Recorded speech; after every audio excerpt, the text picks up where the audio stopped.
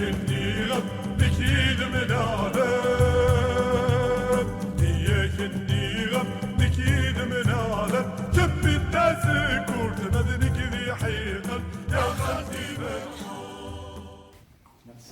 Bonjour.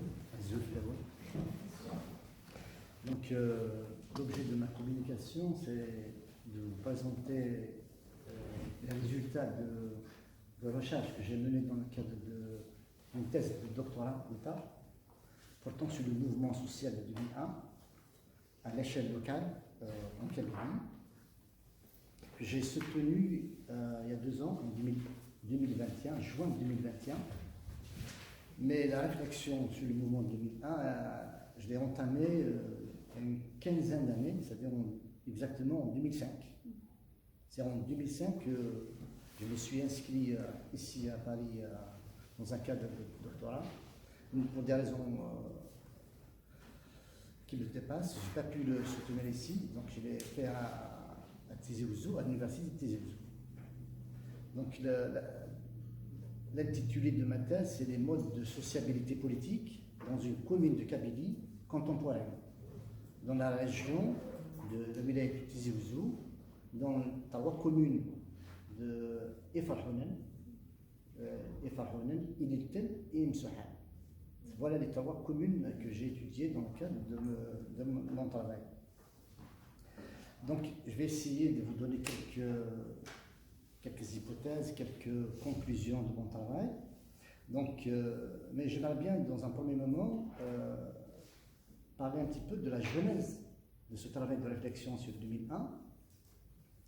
Tout à l'heure, j'ai dit que le travail a commencé en 2005, mais en réalité, dès les premiers mois de la mobilisation, dans ma tête, déjà germait l'idée de réfléchir, de travailler sur ce mouvement de mobilisation qui était inédit. Et je n'avais pas trouvé la forme et le cadre dans lequel je vais pouvoir le faire. C'est plus tard, par la suite, que je me suis inscrit en thèse. Donc, dès le début des événements, je prenais quelques notes, mais qui n'étaient pas systématiques. J'assistais, comme beaucoup de mes concitoyens, je participais aux événements, et je prenais des notes. Mais cet intérêt, j'allais dire civique, citoyen pour ce mouvement, a s'est transformé par la suite, quelques années plus tard, en un projet de recherche que j'ai pu mener par la suite dans un cadre d'une thèse de doctorat d'État. Donc le point de départ, c'est, dans ma réflexion de chercheur, c'est déjà de voir quels étaient les travaux qui ont été déjà consacrés à ce mouvement de mobilisation. Donc j'ai lu tous les articles, toute la littérature scientifique produite sur le mouvement 2001, et globalement, j'ai 2 remarques pertinentes que j'ai faites sur ces travaux, qui m'ont par la suite servi comme cadre de ma recherche. C'est que l'ensemble de ces travaux, pour une grande partie, on va dire, de ces travaux ont été faits sur la base de sources médiatiques. La plupart des chercheurs se sont appuyés dans le cadre de l'analyse sur des comptes rendus de la presse, notamment la presse écrite. Et là, j'ai essayé de comprendre quelles pouvaient être les implications, les effets, ce qu'on appelle le cadrage médiatique, sur la perception d'un chercheur sur un événement aussi important que celui de 2001. Donc j'étais très curieux c'était pas ma spécialité, l'effet des médias sur l'organisation, donc je me suis intéressé pour savoir comment le cadrage médiatique pouvait biaiser un petit peu notre regard par rapport à une mobilisation. D'ailleurs, je l'ai vécu par la suite dans le cadre de la dénomination du mouvement. Comme vous le savez, c'est le mouvement d'Arouche. Donc le terme Arouche a été, pour moi, à mon sens, imposé beaucoup plus par les médias que par les acteurs eux-mêmes. Donc cette source du corpus de ces chercheurs venait des comptes rendus des médias. Et ensuite, la deuxième remarque qui me paraissait importante d'un point de vue de méthode, c'est la question d'absence d'enquête de terrain ethnographique. Je ne dénie pas la qualité de ces travaux, loin de là. Bien sûr, chacun a fait son travail selon ses perspectives théoriques et idéologiques, mais à mon sens, d'un point de vue de méthode, j'ai remarqué très peu de travaux, très peu d'écrits, d'articles se sont basés sur une enquête de terrain systématique. C'est-à-dire que le chercheur qui est sur place, soit qui était témoin de l'événement, ou bien acteur de cette dynamique de mobilisation, c'est-à-dire qu'il y a, ou bien, même s'il travaille par la suite sur le mouvement, mais qu'il est en contact, soit par le biais d'entretien, de récits de vie, l'essentiel qu'il est en contact avec les acteurs qui ont fait cet événement, qui ont fait l'histoire.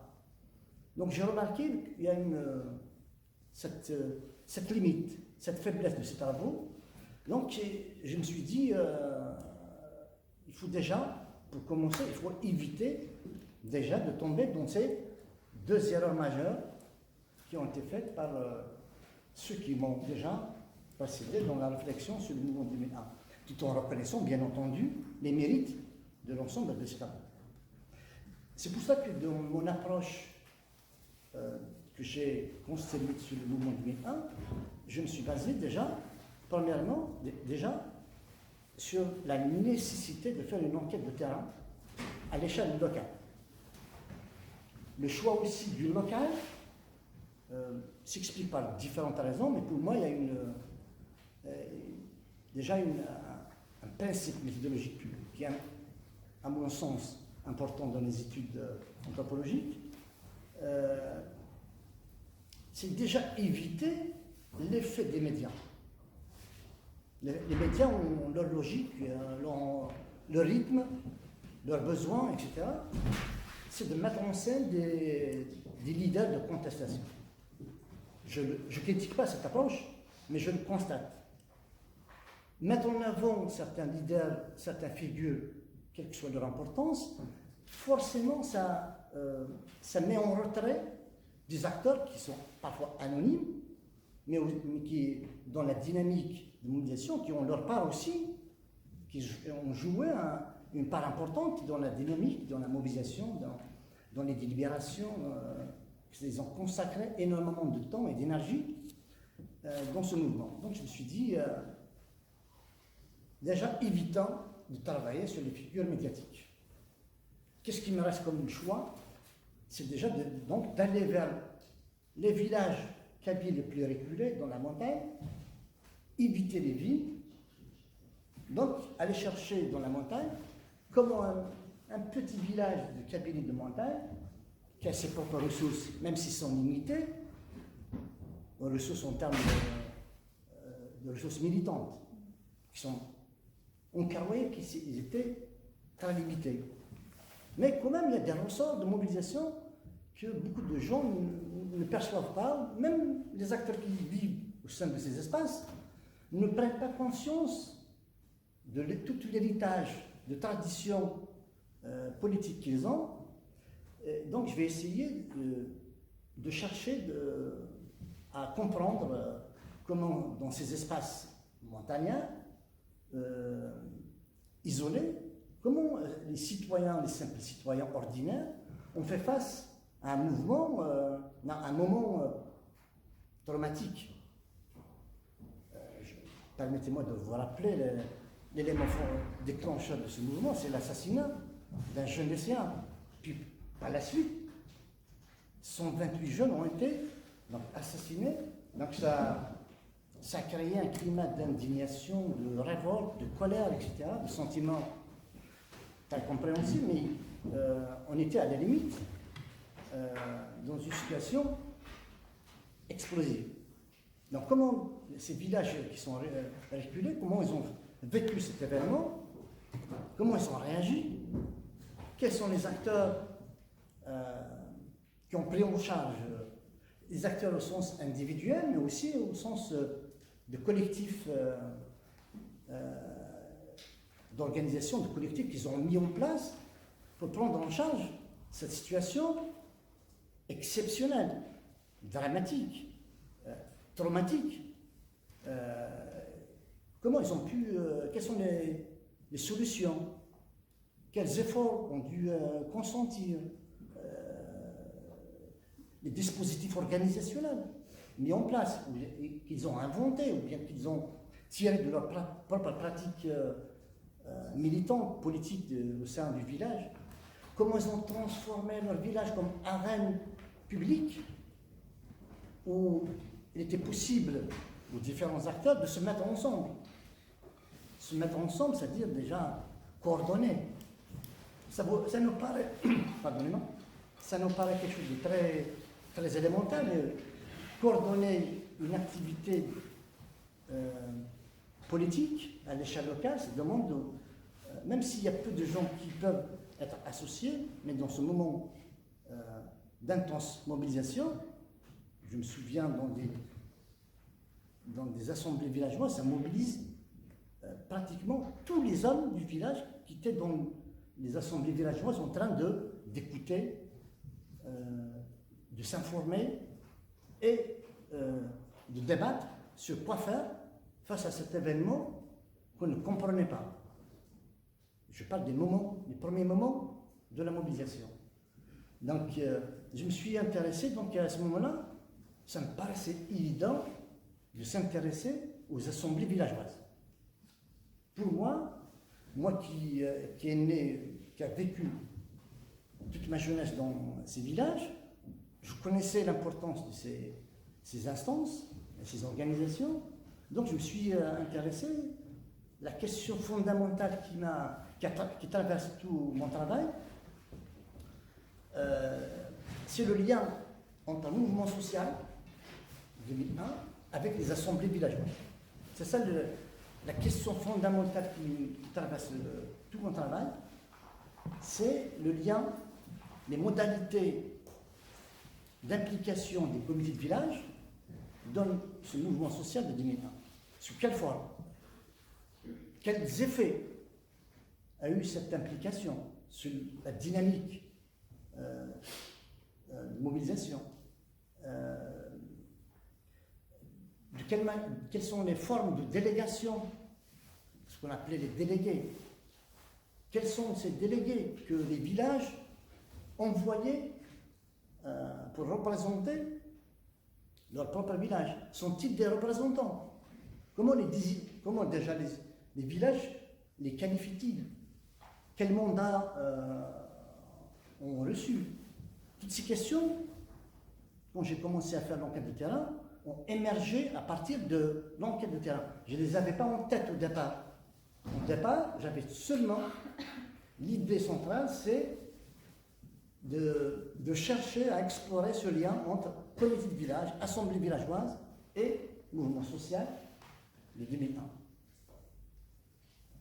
Donc, je peux me dire un mot sur l'enquête de terrain, sur le dispositif d'enquête que j'ai mis en place. Premièrement, d'un point de vue de méthode, moi je suis un partisan de ceux qui pensent que la recherche anthropologique, la recherche dans les sciences sociales, n'est pas intéressant, n'est pas fécond de commencer par émettre des hypothèses et d'aller chercher les éléments qui confirment les hypothèses. Moi, ceux qui pensent qu'il faut se laisser informer, guider par l'enquête de terrain. Ce qu'on découvre sur le terrain, c'est les éléments du terrain, ce que les gens nous racontent, ce que les gens nous disent de leur propre vie, de leur propre expérience militante.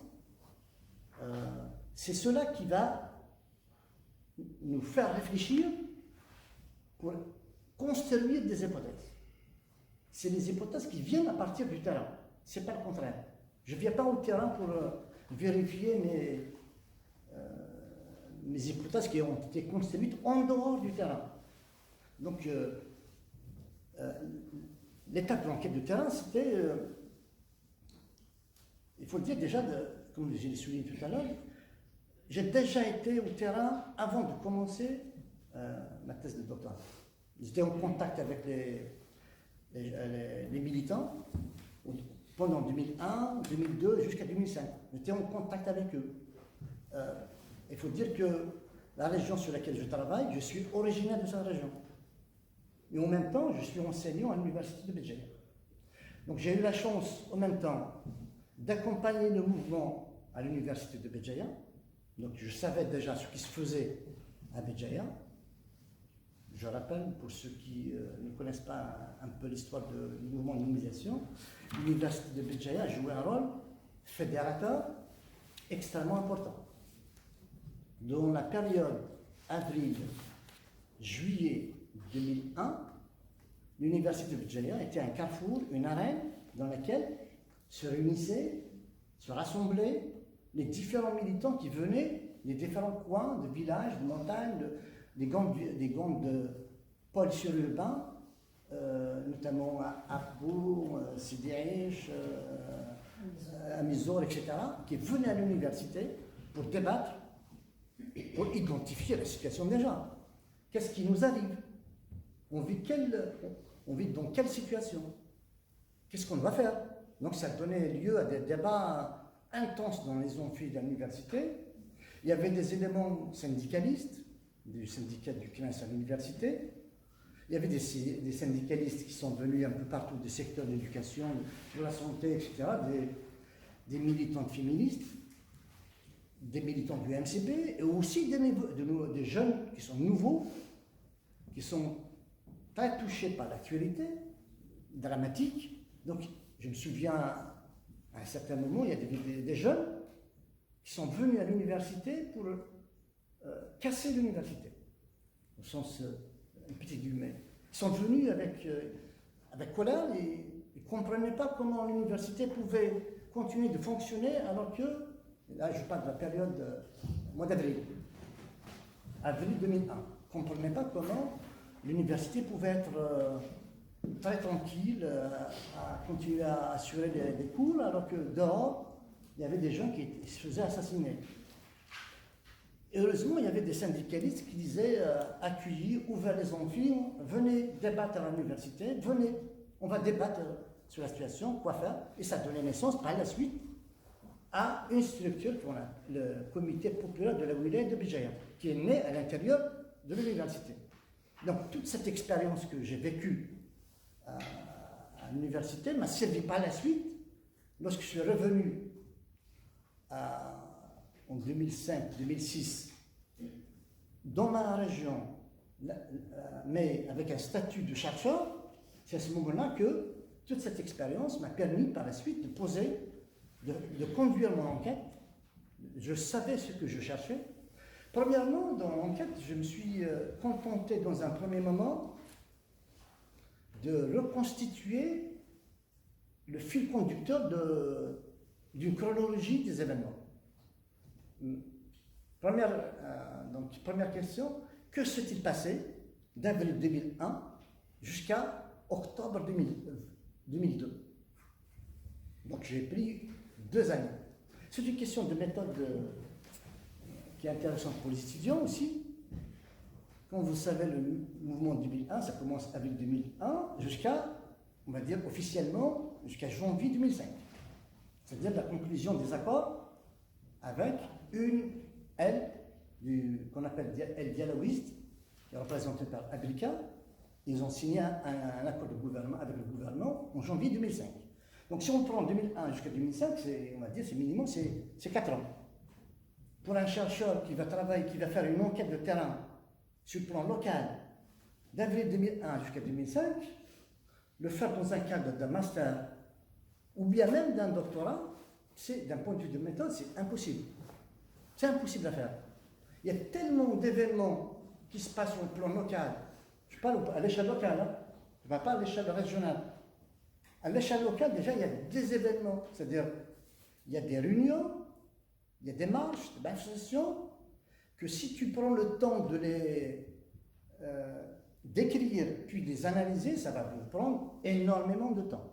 Moi-même, j'étais victime, dans un premier moment, de cette volonté de restituer la trame des événements Puis par la suite, ça m'a pris énormément de temps. Vous voyez bien que j'ai commencé mon enquête en 2005 et je n'ai pas pu soutenir mon travail jusqu'à 2021. J'ai arrêté mon enquête de terrain en 2018. Donc, de 2005 jusqu'à 2018, c'est déjà plus d'une dizaine d'années. Donc, le faire dans un cadre de master, donc, ça nécessiterait obligatoirement un découpage. C'est-à-dire que vous êtes obligé de définir une échelle temporelle assez réduite, donc, ce qui m'a amené donc, à seulement travailler sur 2 ans, c'est-à-dire avril 2001 jusqu'à les élections locales d'octobre 2002. L'enquête a été principalement donc, à travers l'observation, parfois une observation participante. Moi-même, donc j'ai assisté à pas mal de réunions. Dans mon propre village, j'étais dans des assemblées au sein du comité de village et de l'assemblée villageoise, j'ai pris parole. Donc je considère que toutes ces prises de parole publiques font partie d'une observation participante, et où je faisais des observations directes aussi, lors des manifestations, des émeutes, etc. Je faisais beaucoup d'entretiens, plus d'une trentaine d'entretiens. Entretien avec différents acteurs, qu'ils soient émeutiers, qu'ils soient délégués de village, qu'ils soient de simples observateurs, ou bien qu'ils soient opposés au mouvement. Il faut bien comprendre que la dynamique d'une mobilisation, c'est comme si cette dynamique va distribuer ce qu'on appelle des places d'acteurs, des places d'observateurs, et parfois des places dans des positions, je ne vais pas faire parler de places d'opposants. C'est pas évident c'est pas écrit d'avance. C'est pas écrit d'avance qui sera un acteur comme émeutier, ou bien comme un simple observateur, ou bien quelqu'un qui va s'opposer au mouvement. D'ailleurs, c'est une des questions qui m'a surpris, c'était de voir des militants du MCB, des militants de gauche, communistes, le MCB, mouvement culturel berbère, qui, dans ma conception de ce qui était un militant berbériste ou bien communiste ou syndicaliste, je pensais qu'il devrait être à la tête de ce mouvement, déjà à l'échelle locale. J'ai trouvé des militants de ma propre région, de ma propre village, qui étaient à la pointe du mouvement berbériste, syndical, puis je les retrouve au moment de 2001, et à la marge, ou parfois prenaient des positions contre le mouvement. Donc j'étais dans l'obligation d'aller voir ces gens, de discuter avec eux, de comprendre leur motivation. Qu'est-ce qui fait qu'ils se retrouvent à la marge d'un mouvement qui, normalement, c'est leur mouvement. Et donc, j'ai pas mal... quand je dis entretien, ça peut être des entretiens au sens on va dire, académique du terme, on va dire, avec des discussions dans un lieu isolé, etc. Mais parfois, bien dire souvent, c'est ce qu'on appelle des entretiens ethnographiques. C'est-à-dire des entretiens au cours de l'action.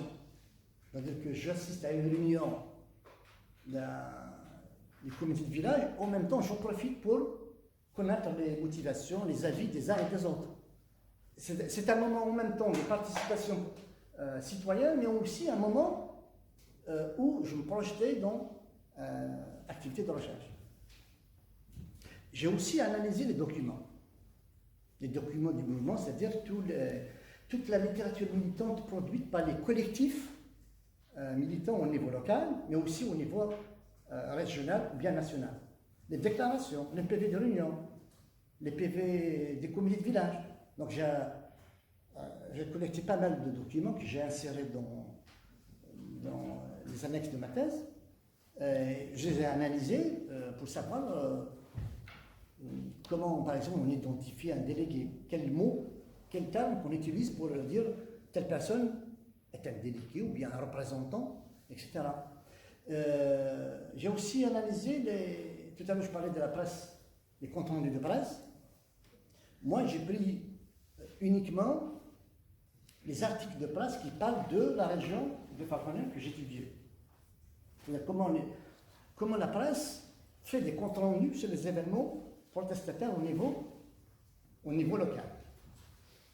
J'ai aussi des photos que un des acteurs du mouvement au niveau local a pris des photos au moment des événements protestataires, c'est-à-dire au moment des émeutes, au moment des réunions, au moment des marches, etc. Il prenait des photos, donc il avait tout un dossier, je sais pas, de plus de 500 photos sur le mouvement. C'est intéressant de voir comment un militant qui s'implique dans une mobilisation et en même temps il fait un travail de journaliste, mais aussi un travail d'archiviste. Il se projette déjà sur la fin du mouvement pour constituer des documents. Il faisait même des campagnes de sensibilisation. Au moment de la crise, il exposait ses photos un peu partout en Kabylie pour communiquer, pour montrer les différentes séquences de mobilisation, qu'elles soient au niveau local ou au niveau régional. Ce qui va m'amener maintenant à parler on va dire, des questions principales que j'ai abordées dans mon travail, ou bien les conclusions de mon travail. J'espère que je n'ai pas dépassé le temps, c'est à vous de... Si j'abuse de votre temps... Ne t'inquiète pas, c'est encore un quart d'heure, un bon quart d'heure. Okay. Donc, je disais tout à l'heure, je voulais comprendre le lien entre comité de village et mouvement social 2001. Et, je dois dire que c'est une banalité de le dire. Hein. Bien entendu, il y a une forte connexion entre les comités de village, les assemblées villageoises et le mouvement 2001. Ce qui est intéressant de savoir, c'est les modalités. Les modalités. Il n'y a pas un chercheur qui a travaillé sur le mouvement 2001 qui n'a pas pointé ce lien très fort entre le comité de village et, à moins ceux qui ne veulent pas le voir, qui sont aveugles, qui sont portés par d'autres considérations. Ce lien, il est empirique. Seulement, la différence, c'est dans les modalités. C'est-à-dire la manière, la façon dont chaque village s'implique dans le mouvement 2001. C'est pour ça que je parle dans mon travail de modalités diverses. Il n'y a pas un modèle unique. Dans la Kabylie, du moins celle que j'ai étudiée sur le terrain, il n'y a pas un modèle unique. Sur la région que j'ai étudiée, il y a 48 villages. 48 villages, il faut dire déjà, 47 villages, tous ont des délégués dans la coordination locale, excepté un seul village. Ce qu'on appelle l'exception qui confirme la règle. Ensuite, la façon dont il le délègue, c'est déjà identifier les personnes qui ont été désignées comme déléguées. Parfois, on fait des délégués qui sont membres du comité de village. Parfois, dans certains villages, on fait une combinaison entre membre d'un comité de village et un membre de l'assemblée villageoise. Je ne sais pas si je dois faire une petite note pour vous dire que la différence entre les deux. Quand on dit assemblée villageoise, c'est-à-dire tous les hommes qui sont majeurs ont le devoir et le droit d'assister à des réunions du village, excepté les femmes. Le comité de village, c'est un gouvernement local. On désigne, c'est-à-dire on permet à ceux qui voudraient bien militer, activer au service du village, de former une équipe qu'on peut appeler un gouvernement local, sans connotation politique, qui va gérer les affaires de la cité, quelle que soit la complexité ou bien le nombre de citoyens qui habitent dans cet espace montagnard. Donc, je reviens sur les modalités d'implication. Parfois, donc, on combine un membre du comité de village et un élément de l'assemblée villageoise, et on prend attention à ce que ce membre soit moins universitaire, ou bien c'est quelqu'un qui a une expérience qui lui permet de suivre les débats, de comprendre de quoi il s'agit et d'y participer, c'est-à-dire de prendre part dans les réunions qui pouvaient se faire au niveau, quand je dis au niveau de la commune, ou bien au niveau intercommunal, ou bien parfois il va aller à l'échelon régional, c'est-à-dire là où il est de Tézine, ou bien à l'échelon national, parce qu'il y a une instance, c'est les délégués qui sont les délégués des wilayas qui sont impliqués dans la mobilisation. Donc si par hasard un citoyen du village permet, c'est-à-dire par ses compétences, il peut grimper jusqu'à la haut de l'échelle, donc il va représenter aussi bien le village que sa commune, parfois sa tribu, sa wilaya au sein de l'inter-wilaya. Donc il y a des échelons intermédiaires, c'est comme un millefeuille, donc c'est une responsabilité, une lourde tâche aussi, beaucoup de travail, beaucoup d'énergie. Donc dans certains cas, on essaye de conjuguer aussi bien garder à ce que le comité de village garde un œil sur les événements, mais aussi qu'on puisse associer d'autres ressources militantes disponibles dans le village, qu'ils soient syndicalistes, militants communistes, n'importe quel profil capable de s'impliquer. Donc il y a cette possibilité. Il y a aussi la question du mandat. J'ai consulté les PV que les comités de village délivraient à ces délégués. Majoritairement, on peut dire peut-être 100%, 99% sont rédigés en langue française. Avec un style parfois, souvent un style sobre. C'est comme si on est dans un procès verbal d'une justice sans aucun texte d'introduction. Nous, villageois de tel, nous déléguons les personnes suivantes. 1, 2, 3, et sans désigner le mandat, sans dénommer, sans aucun texte qui va c'est-à-dire mettre sur l'écrit de façon très claire quel mandat on donne à ces personnes.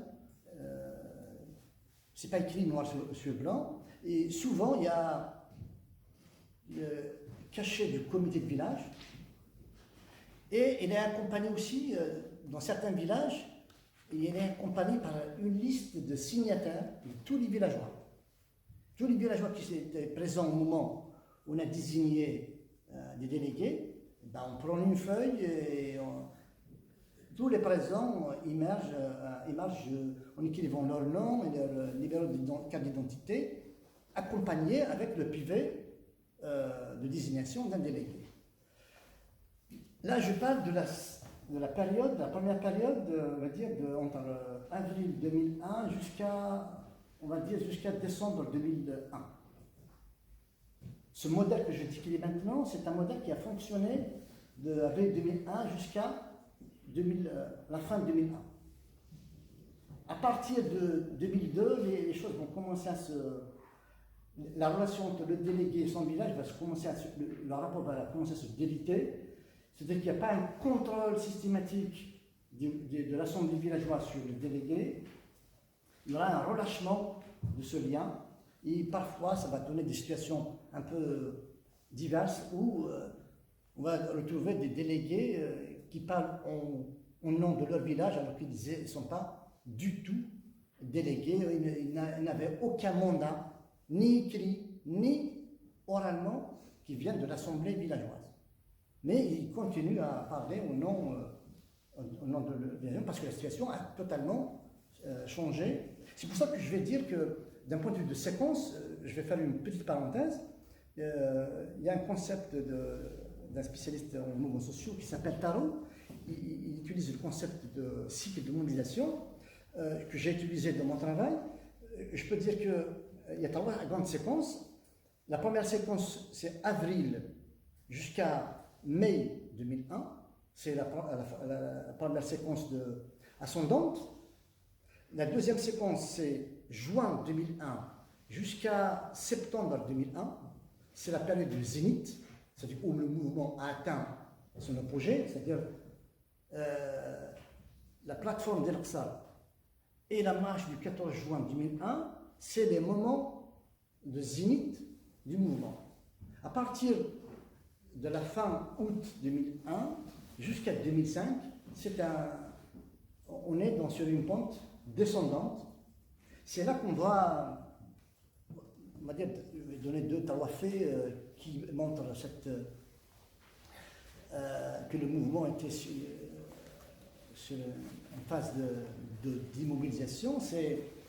On va voir qu'il y a une division interne aux organisations du mouvement. Par exemple, à Béjaïa, il y aura en juillet 2001 une scission, une division du comité populaire qui va se scinder en deux ailes. Il y aura la CICB, comité intercommunal de la wilaya de Béjaïa, et le comité populaire. Donc il y a une division. À Tizi Ouzou, il y aura aussi des divisions internes. Il y aura l'exclusion de certains militants. Dans ma propre région sur laquelle je travaille, il y avait un délégué permanent du coordination locale, qui était délégué permanent, c'est un journaliste, militant, ex-militant du parti du FFS, qui s'est impliqué dans le mouvement, il a été reconnu, etc.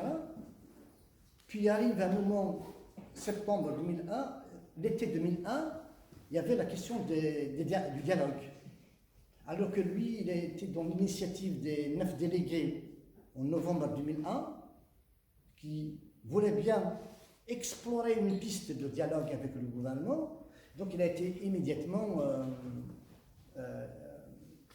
exclu de la coordination, et tous les 9 qui étaient à l'origine de cette initiative ont été, on va dire, sur ordre de la coordination régionale de la CRDC. On a donné l'ordre aux structures locales d'éjecter ces délégués. Il y a eu toute une affaire, certains Yahyaoui, qui était maintenue par les délégués au niveau local pendant plusieurs mois, mais qui a été contestée au niveau régional, c'est-à-dire au niveau de la wilaya de Tizi. Alors que le principe de base de la fonctionnement des structures du mouvement, c'est que la délégation doit être au niveau local. C'est-à-dire que c'est les villageois eux-mêmes qui décident du sort du délégué. C'est à eux de renouveler ou non, s'ils le désirent. Hein? Ouais, ok. Renouveler le mandat. Donc je disais, il y a aussi, on commence à satisfaire les revendications du mouvement. Rappelez-vous, en septembre 2001, il y a annonce que Tamazight pouvait être langue nationale. Par la suite, en avril 2002, on adopte un dispositif de loi qui permet à la langue amazigh de devenir langue nationale. Donc à ce moment-là, tout ce qui arrive sur le terrain concrètement, ça va amener le mouvement à se diviser, à cette division de grandes tendances, et ça va amener le mouvement dans une descente qui n'en finira pas jusqu'à au moment où ils vont engager des pourparlers avec le gouvernement. Le mouvement déjà il est derrière eux, avec aucune force pour imposer une solution politique qui peut satisfaire, du moins satisfaire la moitié des revendications, d'où le sentiment d'amertume et de gâchis que j'ai perçu auprès de la population, mais aussi de certains acteurs qui sont engagés dans le mouvement. C'est-à-dire que ils avaient l'impression de vivre un moment historique, mais qui n'a pas abouti à grand-chose. Je parle sur le tas au moment, à la fin des événements. Maintenant, on peut avoir un regard différent avec la distance. Bien sûr, on peut avoir une perspective différente par rapport au mouvement. Je pourrais terminer mon intervention, je laisserai le public de me poser des questions et ça aura l'occasion de répondre à certaines idées aussi. J'ai la question qui est intéressante par rapport à la dénomination du mouvement, le mouvement d'Arouche, et le type d'organisation, les modes d'organisation du mouvement. Tout à l'heure, j'ai évoqué le fait que le mot Arouche a été médiatisé, ce qu'on appelle le cadrage médiatique, qui a imposé ce mot, mais malheureusement qui a été repris par les acteurs contestataires eux-mêmes. C'est-à-dire les contestataires eux-mêmes ont repris cette formule sans mesurer les effets, permettez-moi l'expression, les effets pervers que peut avoir l'usage de ce cadrage sur la démobilisation de beaucoup de militants qui étaient prêts à s'engager, mais vu en regard à cette dénomination, ils avaient une réticence, une réserve qui ne pouvait pas dissiper, on va dire, rapidement. Sur le terrain, dans mon enquête, je n'ai pas trouvé la référence au H, déjà au niveau local. Je l'ai appelé une référence ambiguë, une référence sans aucun contenu, on va dire un contenu politique. Je peux vous donner des... Parfois, les structures locales, lorsqu'ils signent des documents, ils signent un document, ils écrivent dans mon tête coordination des comités de village de Ililten et Farhanen et Msouha. Dans un autre document, même pas une semaine après, ils écrivent coordination H, Ililten, H, Afetsora. Dans un autre document, vous allez trouver les deux en même temps. Deux références au H et à la commune. Quelques mois plus tard, lorsque le mouvement commence à s'affaiblir, et on va créer des coordinations au niveau de Daïra. Parce qu'il y a une rareté des militants. La majorité des militants se sont désengagés. Il y a certains qui sont venus ici à s'installer à Paris. Dans le cadre du délégué de mon village, à partir de 2001, il s'est installé à Paris. Donc on a perdu un militant syndicaliste, militant communiste très, très formé, et on l'a perdu, donc il s'est installé. Il s'est installé ici, donc ça a eu des répercussions négatives sur le fonctionnement de la coordination locale. Donc face à la rareté des militants, ils étaient obligés de créer une coordination au niveau du Daïra et parfois au niveau inter-Daïrat. C'est-à-dire que ça a réuni coordination Farponen, Ain Hammam, Youssef, etc. J'en passe. Parce qu'il n'y avait pas de militants. Il n'y avait pas de militants disponibles. Donc on faisait selon les ressources dont on disposait.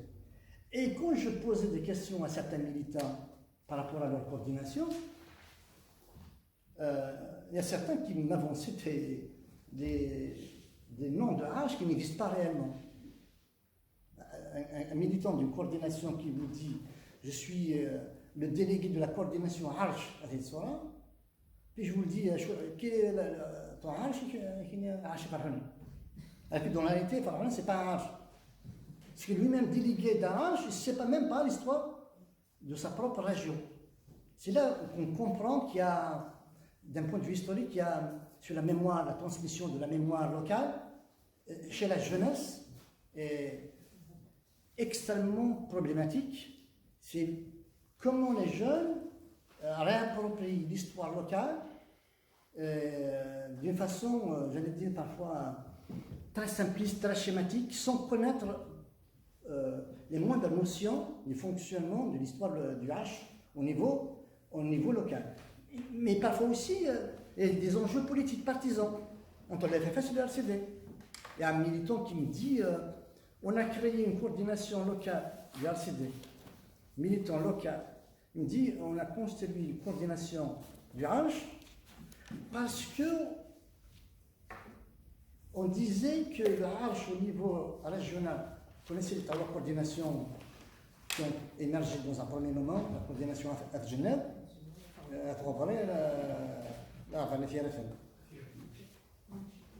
donc il disait ces régions sont occupées, dominées par le RCD.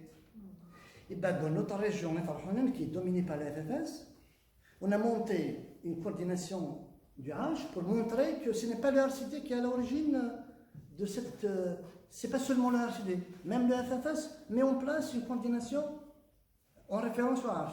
Donc c'est des luttes partisanes qui jouent de ce ressort politique pour attaquer, comme, on va dire, comme arme politique, pour attaquer des adversaires politiques. C'est-à-dire que réellement, ce que j'ai trouvé sur le terrain, la référence au H n'est pas une référence pertinente. Ça ne renvoie pas à un fonctionnement, ni dans les modes de fonctionnement, ni dans la délégation. Ceux qui étaient délégués au niveau du village de la région ne sont pas dans le même modèle que les délégués du H, que la littérature anthropologique connaît sur le profil de... Ce n'est pas un vieux, ce n'est pas un sage, ce n'est pas doté d'une autorité morale ni politique, c'est des gens parfois qui sont à la marge. C'est-à-dire à la marge du système politique au niveau local. C'est des jeunes parfois qui sont des chômeurs, qui n'ont pas accès à une forme de reconnaissance sociale, ils ne sont pas mariés, et donc ils n'engagent pas tout le crédit moral de leur famille. Donc on a un modèle totalement différent de celui qui est, du moins ce qu'on connaissait du H, on va dire au temps de la colonisation française. Donc je vais m'arrêter ici parce que je... Encore quelques minutes si tu veux. Ouais, c'est juste, c'est-à-dire en dépit de ce que on peut penser de ce mouvement, moi ce qui m'interpelle c'est, premièrement c'est un mouvement politique moderne, moderne dans le sens, c'est déjà au niveau local, l'Algérie, depuis l'histoire de l'Algérie, on n'a jamais vu une mobilisation qui peut, on va dire, mettre en action autant de populations dans un moment, dans un même espace. Au niveau local, les communes, les daïras sont transformées, j'allais dire quotidiennement, en arène politique. Et ça a permis un brassage générationnel. C'est-à-dire qu'on voit des jeunes de 18 ans, 16 ans, qui entrent dans l'espace public sans aucune expérience, se confronter avec des militants aguerris de partis politiques, de syndicats, de mouvements associatifs, des membres du comité de village.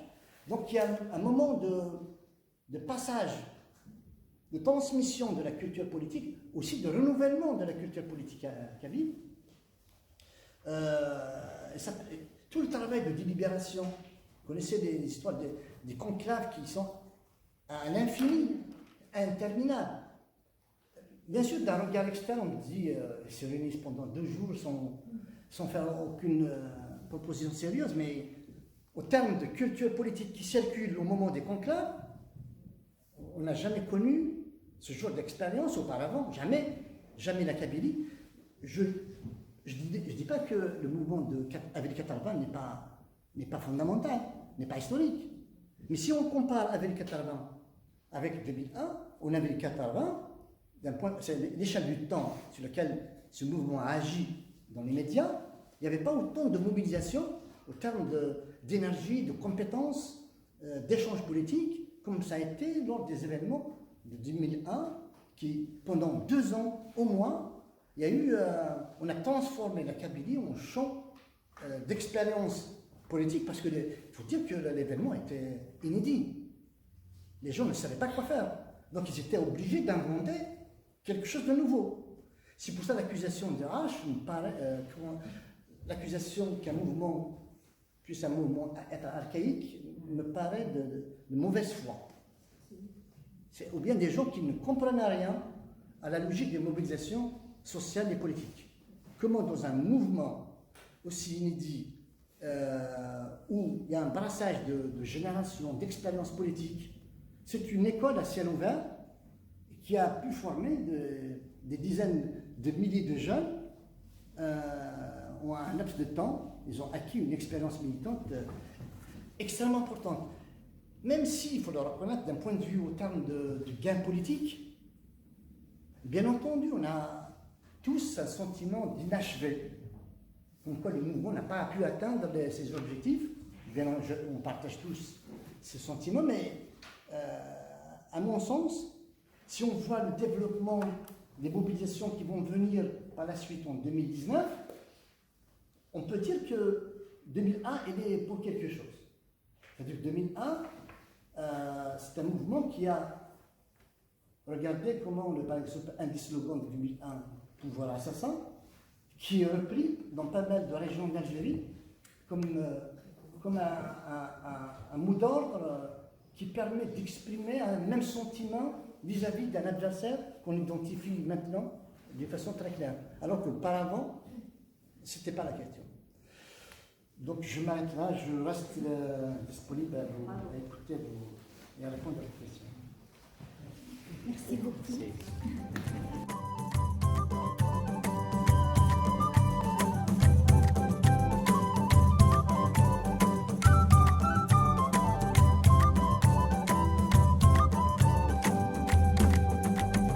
هي جني بطل سلطان يا فقير